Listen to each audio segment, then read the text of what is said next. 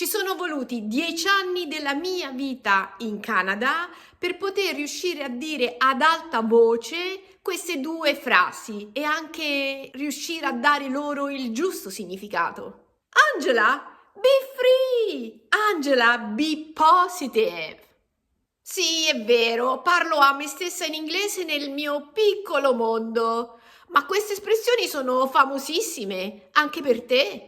Chissà quante volte anche tu le dici durante la tua giornata. Ma soprattutto, quale significato gli dai? Te lo sei mai chiesto? Forse farò un video su chissà, mi manca. Io sono Angela ed in genere su questo canale si parla di grammatica italiana, ma non posso dimenticare la mia vita da emigrante. Ho deciso di dedicare un piccolo spazio del mio canale alla mia vita e chi mi ama mi segua! Vivo da quasi 10 anni in Canada e nella mia mente i miei pensieri si fanno spazio un po' in inglese e un po' in italiano. Ecco perché spesso dico la mia vita between, tra due lingue, tra due continenti, direi tra due mondi diversi. Sì, credo proprio che sia più corretto. Due mondi diversi. Ed inizio a credere che hanno ragione tutti quelli che dicono che quando si emigra non si parla più bene nessuna lingua. Mi pare proprio che sia vero, onestamente. Voglio ricordare che quando si emigra lo si fa per necessità o per amore, ma non è questo il mio caso. Io sono emigrata per necessità. Io parlo di me e del mio carattere. Sono sempre stata un po' troppo entusiasta della vita e soprattutto della novità. Sì, è vero, sono una persona curiosa, molto curiosa. Alla mia età lo devo riconoscere, qualche volta avrei dovuto placare il mio entusiasmo, ma comunque sia andata, ho seguito il processo di emigrazione ed ho seguito la mia famiglia in modo sereno. E senza dubbio ero felice di venire in Canada, felicissima. Ero felicissima al pensiero che avrei avuto il Natale con la neve. Ma ho pensato ingenuamente che questo sarebbe stato il grande cambiamento, il Natale con la neve. Ma ahimè, mi sono sbagliata. Mi sono sbagliata. Sì. 10 anni fa, anzi più di 10 anni fa, è cominciata la nostra crisi. Forse collegata anche all'arrivo dell'euro in Italia, ma non lo so. Sicuramente la mia famiglia ed io avevamo bisogno di cambiare la situazione intorno a noi. Vivevamo un brutto momento economico, bruttissimo. La mia esperienza, il mio discorso oggi è più riferito al sociale. Parlo della famosa crisi economica che ha colpito un po' tutti. Diciamo pure che come famiglia facevamo fatica ad arrivare a fine mese. Lo posso dire pubblicamente, non avevamo una stabilità economica e questo ci stressava molto, sia mio marito che io chiaramente. Per questo abbiamo deciso ad un certo punto di seguire un sogno. Non voglio continuare su questo argomento, non voglio parlare di soldi perché credo che non sia niente di straordinario. Credo in realtà che sia la motivazione di tutte le persone che emigrano, o almeno per la maggior parte di loro. Ma il mio punto è un altro. Dopo 10 anni mi rendo conto di non aver considerato la mia nuova condizione di vita, che sarebbe cambiata e sarei stata un'emigrante, quella che vivo ora. Sono un emigrante in Canada. Uno dei tanti poi in realtà, perché il Canada è un paese multietnico e accoglie tanta gente. Mi ricordo che quando ero giovane e viaggiavo ero una giovane turista. Quando studiavo e ho ricevuto una borsa di studio ero una studentessa europea nel paese che mi ha accolto. Ma ora sono un emigrante in Canada. Questo significa che ho lasciato le mie radici in un altro continente. Lo so, un altro paese, ma è un altro continente poi di fatto. Ho la sensazione di sentirmi un albero senza radici e in questo momento non sto recitando. Un albero che può perdere il suo equilibrio ad ogni minima complicazione della mia vita quotidiana, della mia vita di tutti i giorni. Può perdere la sua stabilità, posso perdere la mia stabilità. Adesso però non sto parlando della stabilità economica, chiaramente, parlo della mia stabilità emotiva.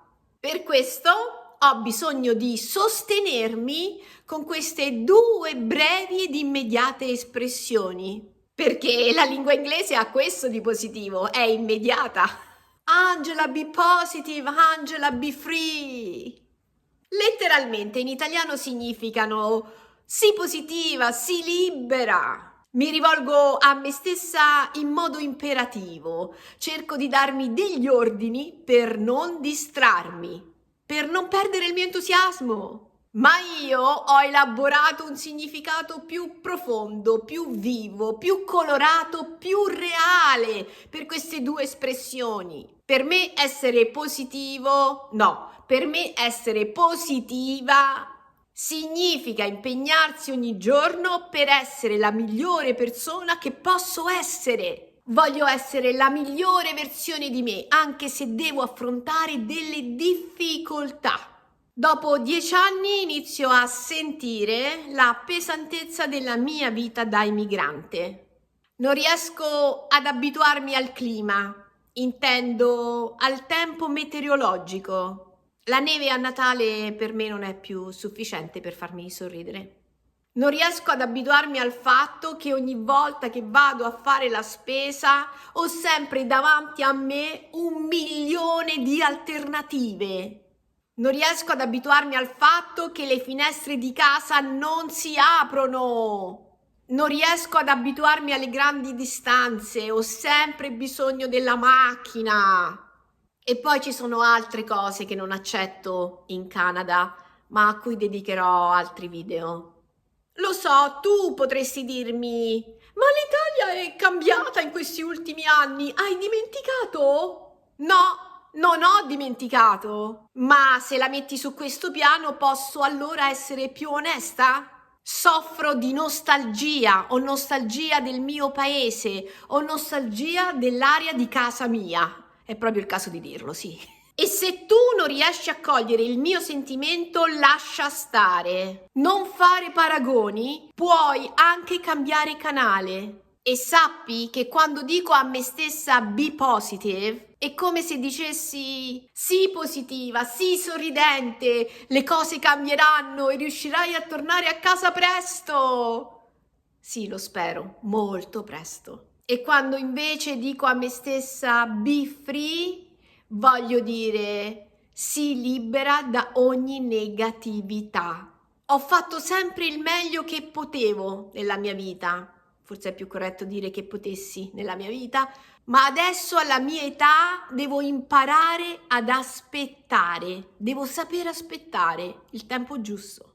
Devo moderare il mio entusiasmo prima di ogni cosa e pensare positivo, perché questa sarà l'unica cosa che porterà l'energia giusta.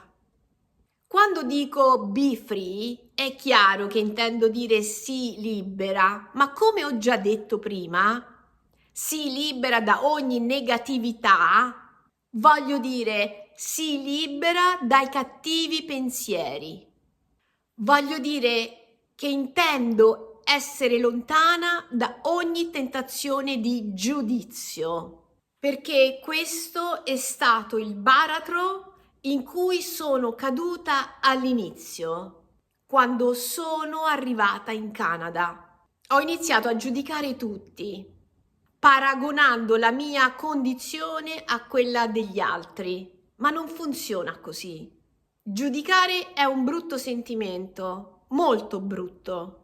Quando giudichi, metti una barriera tra te e il tuo prossimo. E non devi credere che gli altri possano capirti, magari perché tu lo stai facendo, non so, per autodifesa? No, non crederlo mai. Gli altri non capiscono perché anche loro giudicano. Per questo il significato che do a Be Free per me è si libera da ogni negatività del giudizio, si libera dal giudicare. Giudicare è una di quelle sensazioni che ti lascia tanta solitudine e ti toglie il sorriso. E io preferisco sorridere alla vita. Per questo è stato necessario imparare per me a distaccarmi da questo sentimento. Per questo ho deciso di parlarne, di dirlo ad alta voce, dopo aver seguito il mio percorso emotivo, dove quel brutto sentimento del giudizio è stato rimpiazzato dal grande, incommensurabile sentimento di gratitudine. Essere grata alla vita è la mia nuova prospettiva di vita. Questo è tutto quello che intendo con queste due espressioni. Be positive, be free. In questo modo non perdo il mio entusiasmo. Tutto questo sembra più facile dirlo in inglese, perché la lingua inglese ha la sua melodia, non possiamo negarlo. E se siete arrivati fin qui, grazie. Lasciate un commento, condividi con me la tua esperienza. Per te cosa significa be positive, be free? Io sono felice di averlo fatto e continuerò a farlo, quindi aspettatevi altri video. Perché ognuno di noi ha la sua storia.